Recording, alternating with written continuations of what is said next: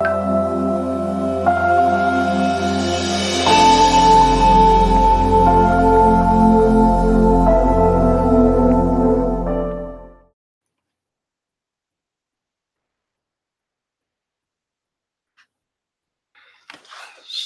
Julia. I can't hear you. Hang on.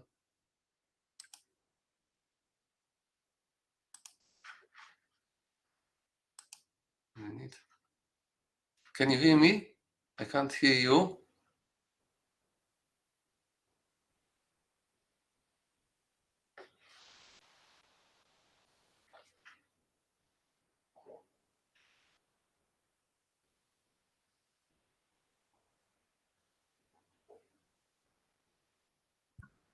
Okay. Can you hear me? Shalom, Julia. Hi, everyone. Welcome. Good afternoon, morning, evening, whatever time it is where you are. I see a lot of familiar faces here, so welcome. I'll start with a little introduction. I'm Julia Baruch, a Yoatzet Halacha, and also a clinical psychologist at the YU Counseling Center, where I work with a lot of university students. I'm honored to be speaking here today with Rav Yosef Tzvi Rimon. His bio is somewhere on the bottom here. I think if I even attempted to go through his bio, we would have no time left to speak. So I'll just highlight two of Rav Rimon's many, many hats that he wears that are relevant to our talk today. One is that he's an expert educator. He's written many books, textbooks, developed curriculum for schools all around the world. And his other hat that I'd like to highlight is that he's the father of 8 children with ages ranging from 27 to 12. So he has a lot of experience raising young adults himself. I also want to point out that my personal connection with Rav Rimon is that he's been a real mentor for me in my life, both personally and also through my work as a Yoatzet Halacha. I ask him all of my questions. I've really learned so much from Rav Rimon, even about being a parent. Full disclosure, my oldest kid is 6 years old. So my thoughts about raising young adults, which is what we're going to talk about today, come primarily from my work as a psychologist at the Yeshiva University Counseling Center. I think that raising kids is really a process. We're all learning. And in this talk, Rav Rimon and I will be discussing raising young adults with meaning and purpose. And Rav Rimon specifically will focus on raising children in the context of our religious values, with the goal of giving children a way to have Judaism be a central part of their lives. And as Rav Rimon said it, b'simcha, with happiness. So I'm going to start with a brief introduction about happiness. There are the slides. So first I want to start by sharing a small example of a student who came to me recently in a therapy session. And it really highlights something that I've been thinking about this year since I started working at the counseling center, and working with this age group. But something I've been thinking about is, how do we raise children to have this feeling of purpose so that they don't have this kind of like empty feeling and they have answers to these questions of who am I? What's important to me? One student came to me recently and he sat down and he said, I'm just so bored. I don't know what to do with my free time. I don't really like reading. I don't really like watching TV. So we sat together thinking, what about sports? I play sports once a week. What about this? What about that? And I sat there kind of stumped with him. And for the past few weeks, I've really been thinking a lot about this question.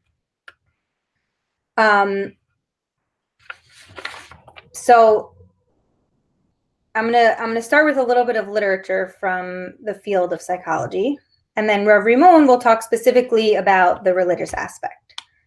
So to start, this is a pie chart that was developed by a well-known researcher in the field of psychology named Dr. Sonia Lyubomirsky, where she asks the question, what determines happiness? So in this pie chart, you can see that 50% of what makes a person happy is some genetic set point, something in our genes, something about who we are that's intrinsic to who we are, that we kind of have a predisposition to be happy or not happy or somewhere in between. And so that's completely out of our control. That's in our genes. Then you can see there's 10%, which is outside circumstances. And 40% is what she calls intentional activities. So just to focus for a second on the 10%. So what she means by outside circumstances are things that we often think of as, she talks about the myth of happiness. So she says that a lot of people think that if only I had X, I would be happy. If I had money, I would be happy. Happiness depends on beauty. Happiness depends on, what kind of job I have. If I get this promotion, I'll be happy. But really, she found that only 10% of happiness is affected by that. And really what she focuses on is the other 40%, which is in our control. And she calls that intentional activity.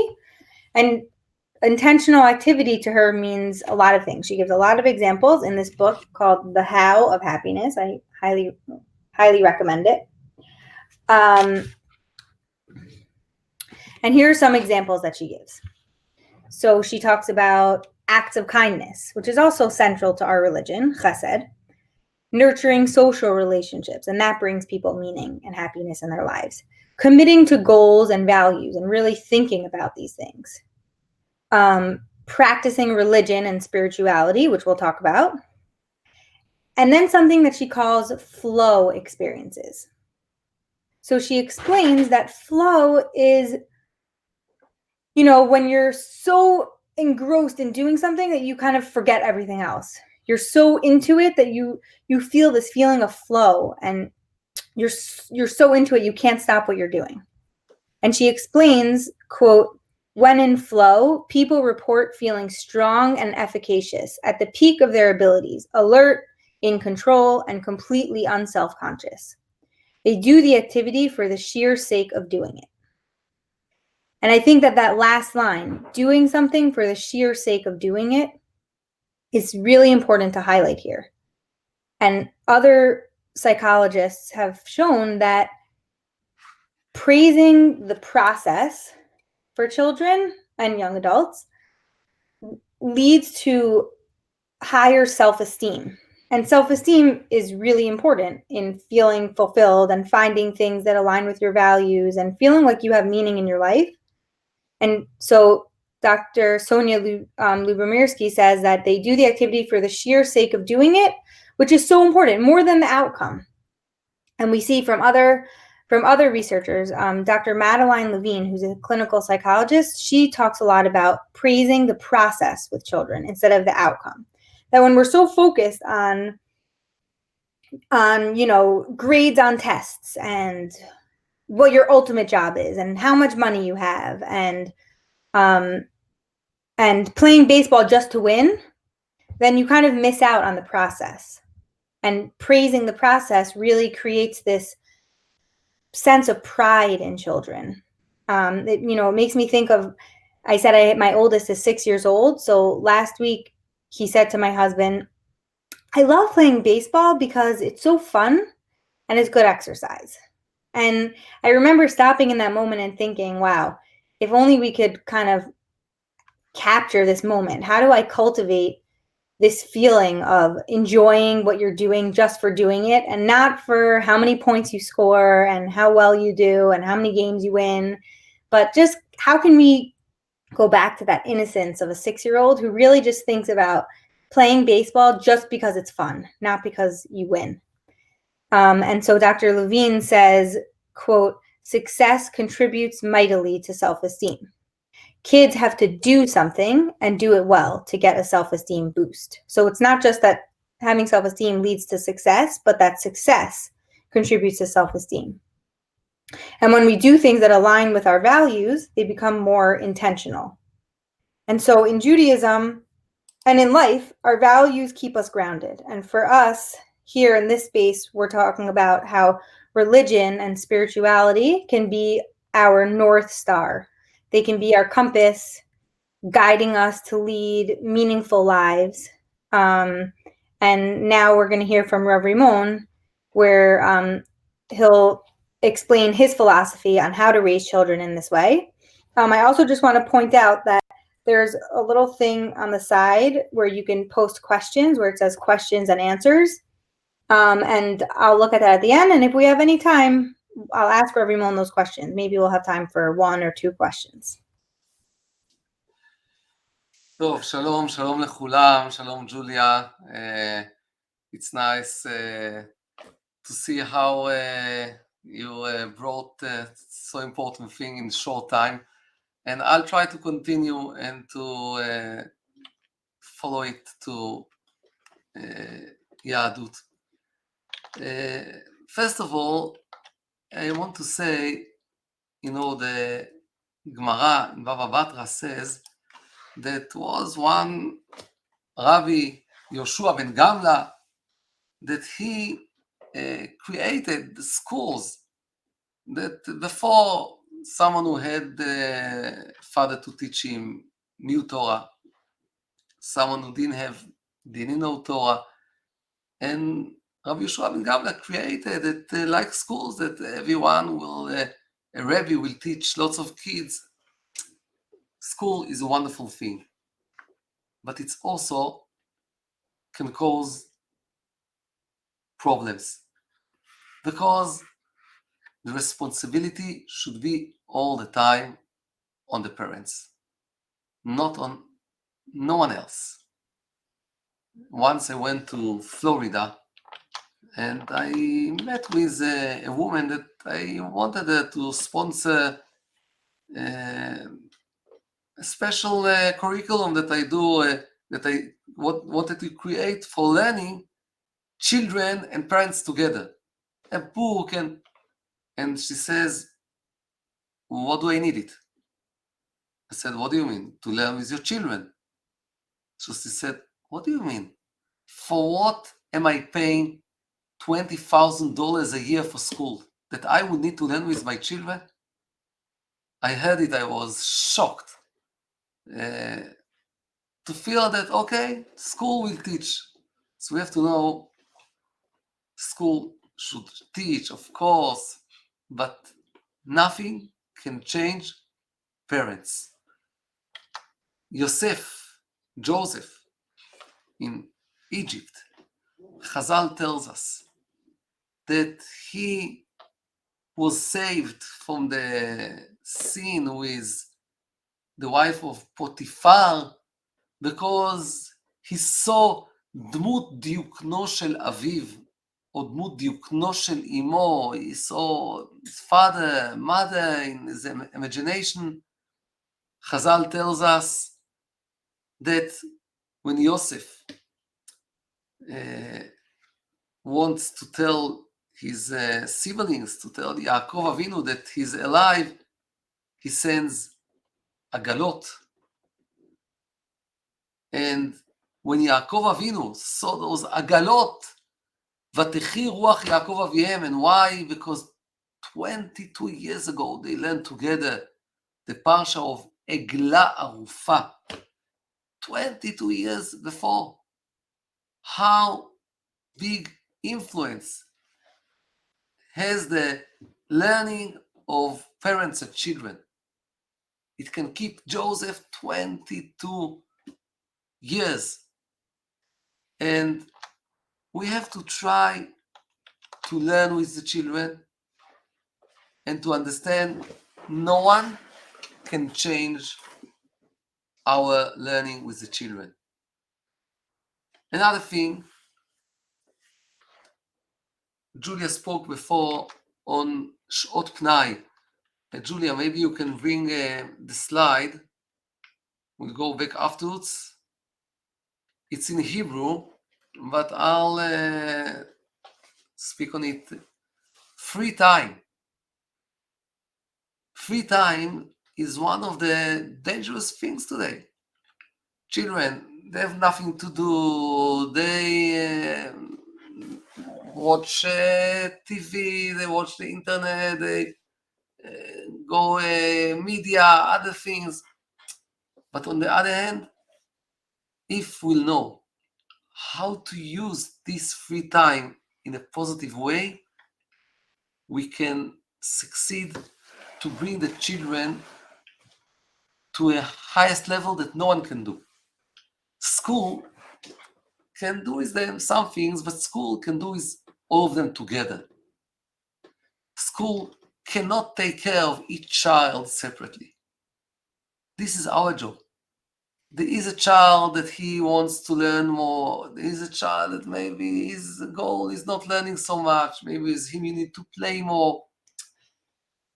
This is something that just parents can do. We have to think how we take those moments, those hours, free times, and we turn them to be something that can build connection between us and the children, can bring build the children in Torah and build the children in creation. I think that one of the main days, the main times that we can do it is Shabbat. A child came to me and asked me, said, Rebbe, when you were a child, did you have internet? I said, no. So he said, so what did you do all day? What can you do with no internet? And I told him, when I didn't have internet, I did much more, many more things, because then you're more creative. All the week, okay, the children are sometimes in the internet, in movies, we have to try to push them, to pull them from there. But Shabbat, we have a special opportunity. If we have an opportunity that 24 hours, 25 hours, we have the children, no media. Some of them, summertime, 4 o'clock afternoon, get crazy. They don't know what to do with themselves because they need a cell phone. This is our turn. We can sleep half an hour on Shabbos, but to learn with the children, to play with the children. Learning, of course, it's something important because learning with the children is not just learning Torah. It's connection, parents and children, through spirit, through Torah. It's connection of the generations, but also to play with them. Also, this is important, to play with them, to be with them. They'll remember all the time Shabbos is something special. All the week, they are all the time with the iPhone, with the internet, with other things. Shabbos, they have the human connection. And to try to see how in the middle of the week we bring them to activities. There are activities that connected to Torah, and there are activities that are not connected to Torah. To give the children to prepare a meal.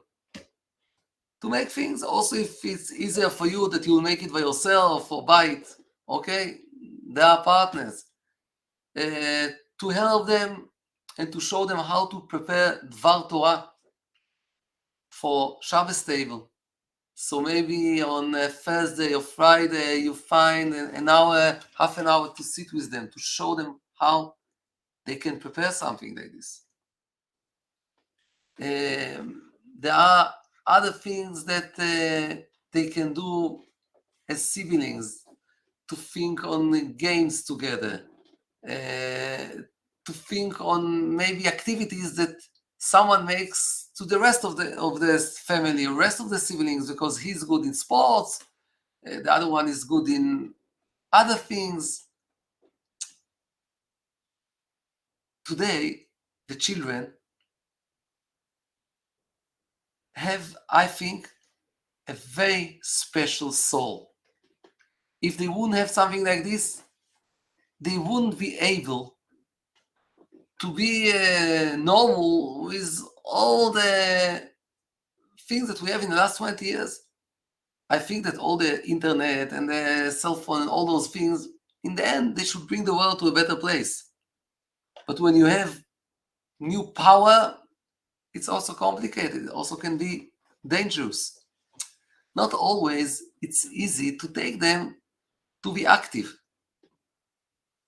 We have to work on it. And we have to know, on one hand, we have to limit to tell them, okay, you have half an hour that you can use the screen. No more than half an hour. On the other hand, all the time to give compliments on good things. When you give compliments, when they know that you appreciate them, and when they know that you love them, then they'll accept more and more the gvulot and the limits, the borders that you give them. But to give borders is not enough if you don't give suggestions for activities.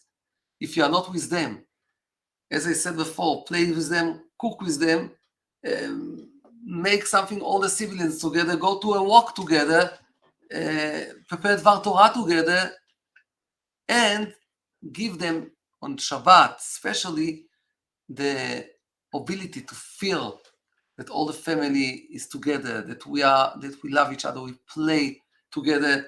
And if they say Dvar Torah, say something, wow, kol hakavod, you said something so special. I want to end and to tell you, my father, alav hashalom, had rules.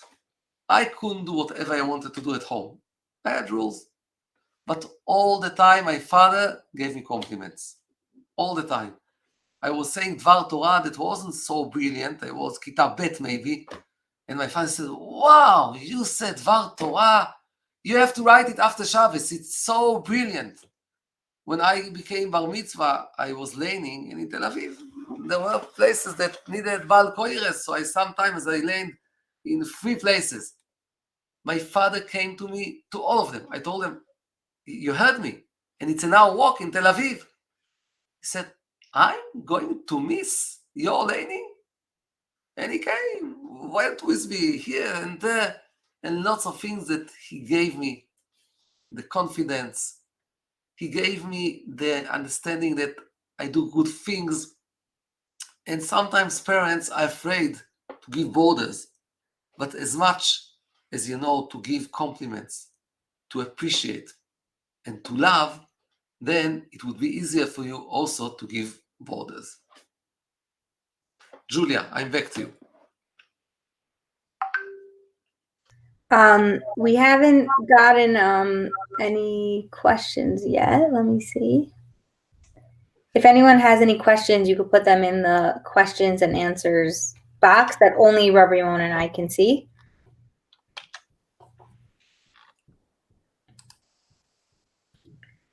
I guess, Rav Rimon, I guess one question that I have for you is, what about like how different children need different things? So your example of Shabbos, let's say, what if there's a child who has trouble sitting at the Shabbos table? Or like how do you suggest different ideas of how to work with different types of kids? Okay, so this is very important because not all of the kids are the same, as you said before. And we have a problem here because on one hand, we understand, okay, for this child, it's 2 minutes, this child 10 minutes, this is like this. And of course, when it's not on the Shabbos table, we'll give each one, we'll try to give each one what suits him. On Shabbos table, we have a problem because everyone is together. And we have to try to find things that will be good for most of the people in the table, such as sometimes instead of, let's say, saying Dvar Torah, start with topic for discussion that connected to the parsha. And usually something like this, everyone can say his opinion, and then also children that they like more to learn, less to learn, they're involved. And then you can say Dvar Torah afterwards. Maybe you'll say Dvar Torah of 3 minutes and not of quarter of an hour. But you had the discussion of 10 minutes. You had other things. And like this, you have to try to fill on Sudat Shabbat things that can combine all the family together. It's not so easy, but sometimes if the family likes to sing, so it's better to sing Zmirot Shabbat than to say a short Dvar Torah of 2 minutes that all the family will feel good on Shulchan Shabbat. Not always it works. Sometimes there's a child that, okay, after 2 minutes is off. Okay, so he has 2 minutes something and he'll go to play. He can't stay more. But I think that in the middle of the week, of course, and also on Shabbat after meal, we'll try with one child to play half an hour and to learn 3 minutes, with the other one maybe the opposite, and with one child to bake, with one child to do other things. On Shulchan Shabbat, it's more challenging, and we have to think out of the box, such as the example that I said now. I think the topic for discussion is a very good thing, to think on something that connected to the parsha and allows everyone to be involved, and also other things that to prepare before. You can prepare a game that's connected to the parasha. You can tell the children to prepare a game that's connected to the parasha, or something that's not connected to the parasha. It can be something that you learn, something connected to Ben Adam Lachavero, something that connected to Tefillah, to other things, and to try to work on Shulchan Shabbat. And I have to tell you, I think that also someone that knows very well Parashat Shavua should try before Shabbat, every parent, to think what is he going to do on Shulchan Shabbat, to prepare. There's one lady in my community that told her husband that he has to prepare things for Shulchan Shabbat that will be inspiring. And he didn't do it. She told him, look, if you're not going to do it, you are going to cook for Shabbos, I'm going to prepare it. So we have today, we're now in Nishmat, lots of women that they can give shiurim and teach, and I think that also men and also women should be a part of this Dvar Torah, of this Shulchan Shabbat, and think and maybe make a date together.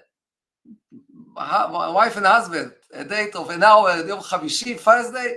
What do we do in Shulchan Shabbat? I know it's not realistic so much, but if you have the ability to do it, I think it could be, wow, could be a change for the Shabbos table, and then afterwards also for the children. Okay, Rev Rimon, one last question just for our last couple of minutes. Someone asked about how to limit screen time during the week. Because, of course, it's nice to have boundaries, but I guess how do you actually do it? Especially because screens are so addictive and... Look, it is complicated and it's challenging for all of us, all over the world. And it's challenging, first of all, because it's very attractive. You don't put effort and you enjoy, so children want it.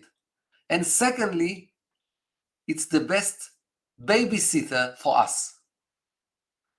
Now, I don't think it's always so easy, but I think that as much as we will be more involved and we say, okay, we can do this, we can do that, we have more ideas to do things together, then it would be easier to limit them on the board, on the screen. And also we have to know, children knows to say, Ata ha'aba hayachid, you are ima hayachida, just you. Limit everyone. We know we don't need to be shy to be the only mother and the only father. It's okay, those are our rules. Now it's not so easy. I know it's not easy, but usually also if they are angry, if we give them something else after another time, they'll get used to it. And usually children want and need those borders also if they are very angry on them. It's like a roof. If we have no border on the roof, the children are afraid to run. If we have borders, the children can run anywhere. They know there are borders. So I know it's difficult. It's difficult for all of us, but if we'll work on it, we'll try to find things to do, and we'll keep those borders, and we'll be also nice to our children. Bezrat Hashem, I hope we'll succeed. And the most important thing every day, to pray and to daven on the chinuch of our children. Mishnah Berurah taught us, להתפלל על הילדים, to cry on them, בעזרת השם, that we'll have סייעתא דשמיא, לגדל אותם לתורה, למצוות, לחובה ולמעשים טובים. Amen. Thank you, everyone. Thank you, everyone, for coming. Have a good day. Bye.